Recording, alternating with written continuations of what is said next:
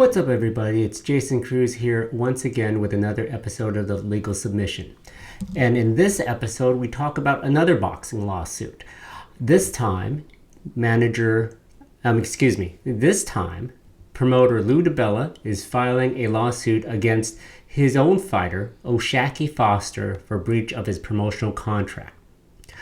The lawsuit stems from a force majeure clause that DiBella enforced on all of his fighters this past summer due to the coronavirus pandemic.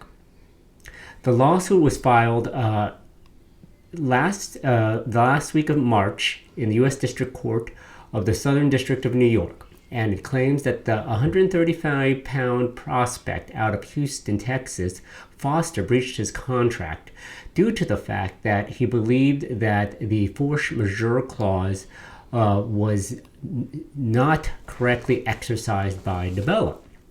DiBella contends in the lawsuit that on July 14, 2020, he notified all of his fighters that he would be invoking the force majeure clause in fight contracts due to the global pandemic. This would effectively toll the contract 6 months and excuse DiBella from conditions of offering fights to his fighters. In an email on September 18, 2020, DiBella's counsel offered Foster a fight against Miguel Roman on November 19, 2020. It also clarified the tolling provisions due to the invocation of the force majeure clause, so basically excusing performance on the contract. Foster, under the terms of the contract prior to the enforcement of the force majeure clause, was guaranteed at least 3 offers for fights in a annual year. This did not happen due in part to safety and health protocols and restrictions in various states preventing events to happen. And so DiBella invoked the force majeure clause. Now, one thing to point out here is that Top Rank Boxing was holding events starting, I believe, late June of last year, and they were holding them twice a week on ESPN. They were one of the first U.S. promotions to come back from a stoppage in time from the coronavirus pandemic. The issue here is that Foster retained his own attorney who disagreed with the force majeure clause, and essentially stating that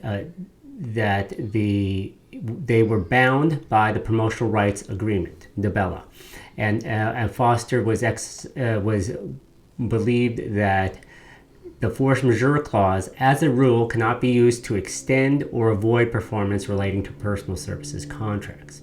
This will be an interesting issue, and this has come up a lot during the pandemic related to tolling of contracts. Basically, when I say toll, I mean the contract is put on pause, allowing extra time to be tacked on, to be added on to the end of the contract, due in part to the fact that the performance during the time period of the contract could not happen.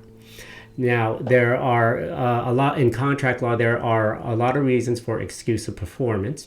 One of the reasons is a force majeure clause. Now, before the coronavirus pandemic, force majeure clause were just an afterthought in contracts. These things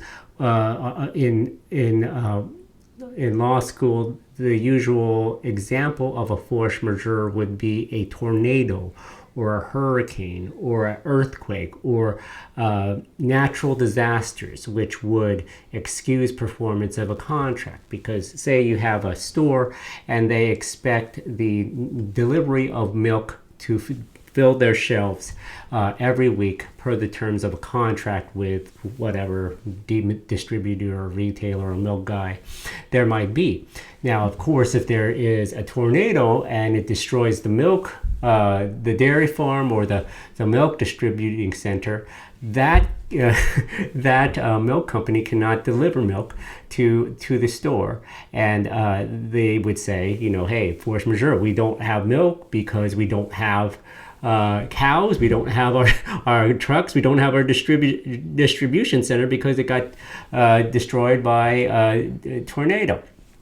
Here, we have the issue related to the pandemic. And this, as we saw in the Canelo Alvarez lawsuit, which got him out of his promotional contract with Golden Boy and the deal with DAZN, there was a argument over the performance within a contract. And so, as we recall in Alvarez, he wanted to get back to fighting.